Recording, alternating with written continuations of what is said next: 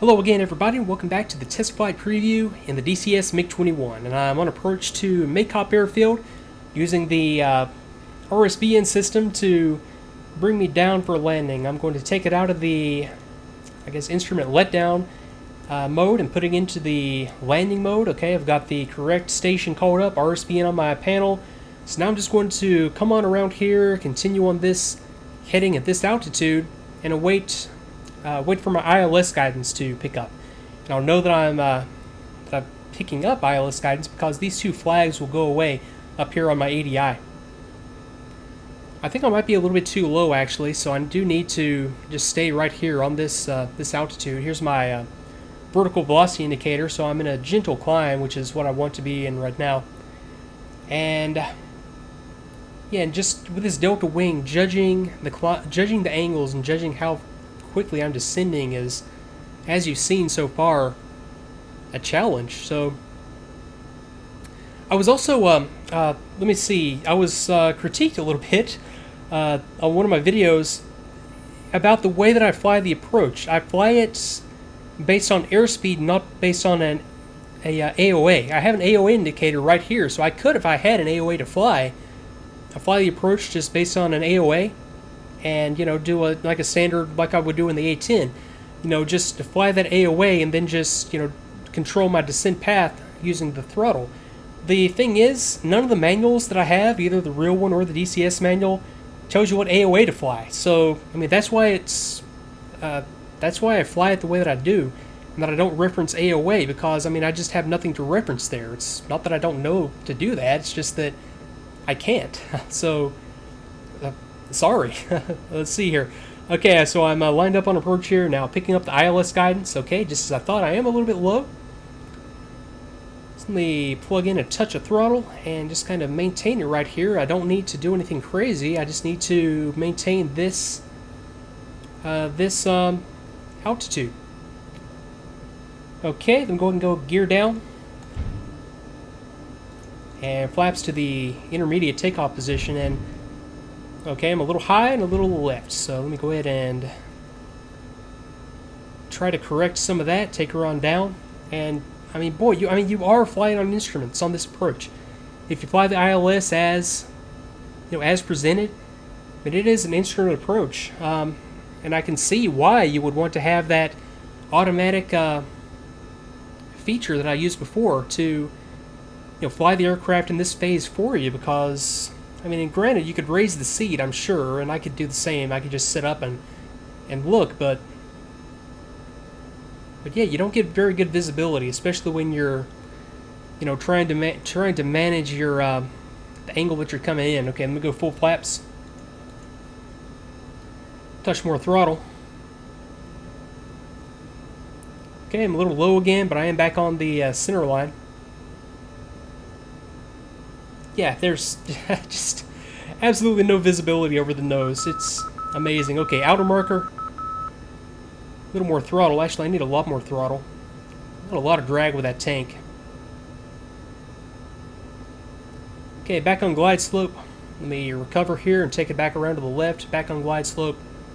Should be getting the inner marker any time now.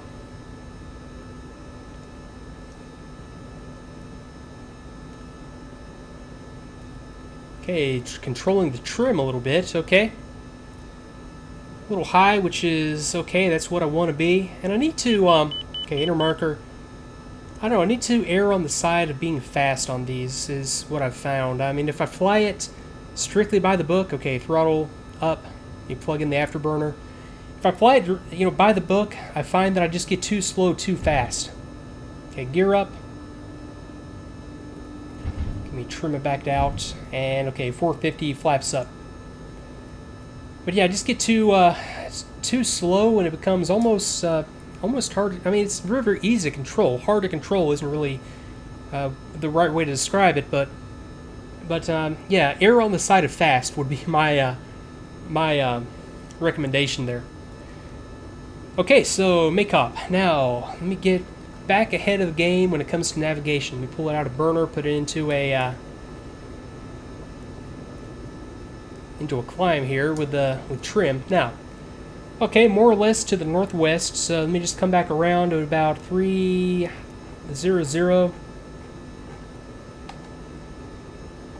Okay, so there's my desired course. I'm making about 310. Now, let me go ahead and get set up for Krasnodar.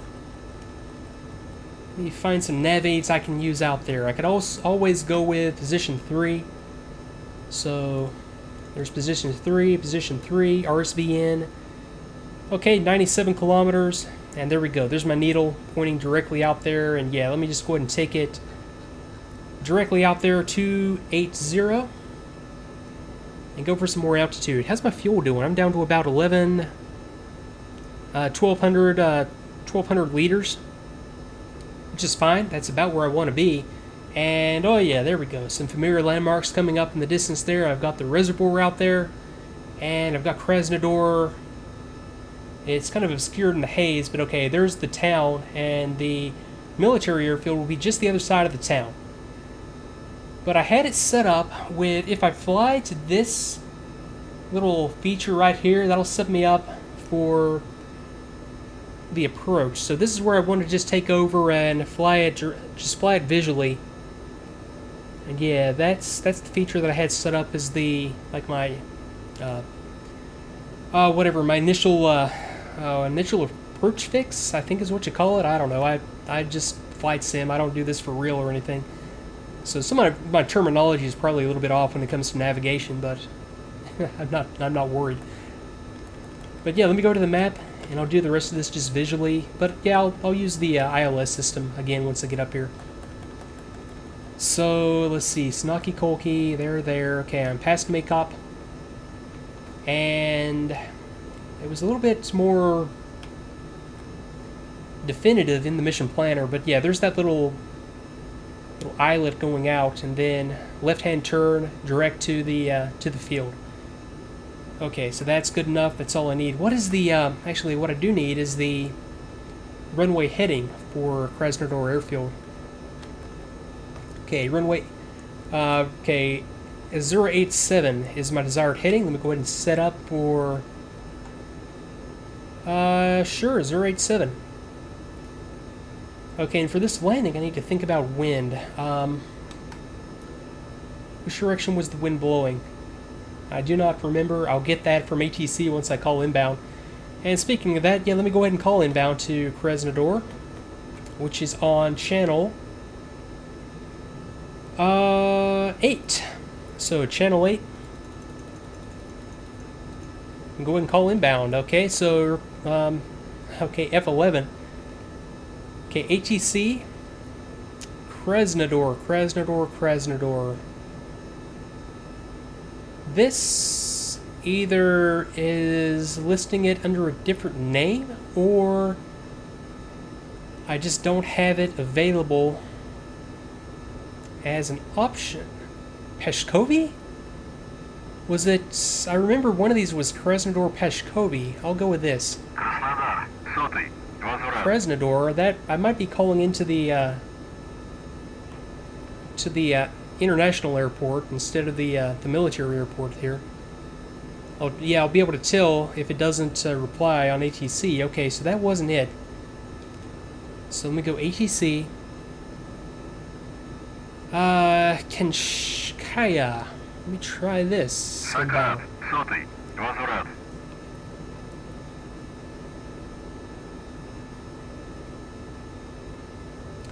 Huh, okay. Krasnodar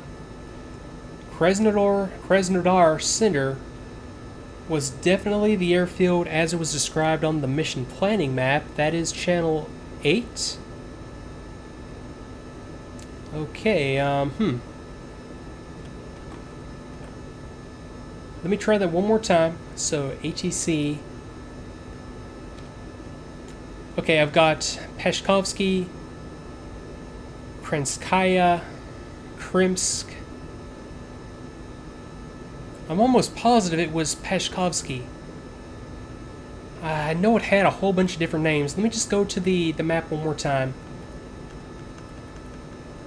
and see what is up here. I know I saw Peshkov. Okay, that's not it. Krasnodar, Krasnodar, Krasnodar.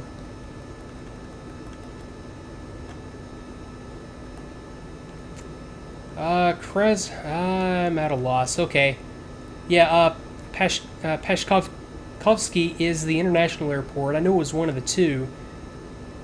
I don't know. I'll just dispense with this for now and get set back up on the navigation. So let me see, up in the clouds. Good thing that I have the okay, good thing that I do have my backup down here, or not the backup, I guess in this case it would be my primary means of navigation. So let me bring it back around. I'm set up more or less on the correct radial. I just need to take it back around here to the left. I'm going to be lined up on this runway once I get out of this weather. And let's see what we have here. Okay, there's the international airport. And okay, yeah, there we go. There's the military airport out there in the distance. Okay, so let me see here. Okay, I'm still in the landing mode, so I'm going to have ILS guidance on this airfield. Flaps, okay, yeah. Looking at random stuff now. Okay, so 36 kilometers. It's too far out to get at the ILS guidance, but what I can do is I can just level off here and fly directly inbound. Let me see, what else can I do? I haven't tried this mode. It's the landing command mode. And yeah, in both of these cases, you just have to have a solid ILS fix on the RSBN system, which at this point I don't have. I have the basic guidance, but I think I'm just too far out to get the glide slope and the information I would need for those systems to work. Let me try this one. Let me try the stabilization system again. I'm still just a little bit, I guess, not confused on this. I just need to go back and read the manual again on what this system actually does. I thought it was like an attitude hold autopilot. I'm obviously wrong. Okay, let me disengage that. And we just, yeah, we'll just continue inbound and just fly a quick overhead pattern to Krasnodar. Okay, so yeah, I think that's a very, very successful as far as it goes. Mission as far as navigation. I know that I can find my way around the map, and you know, flying it visually, you know, with landmarks is easy. As you know, I did that on this very last leg and had no trouble at all finding the airfield. But I can see a lot of cases where, especially if you're at high altitude and you can't really make out distinctive features on the ground, like you can sometimes, or most of the time at low altitude, depending on the weather. Yeah, I can see navigation being a challenge. We don't have an INS system or GPS that's going to help us out here, so I mean, if you want to do this the way a MiG-21 pilot would do it, yeah, these are the systems that you would use, and they are very, very good systems. I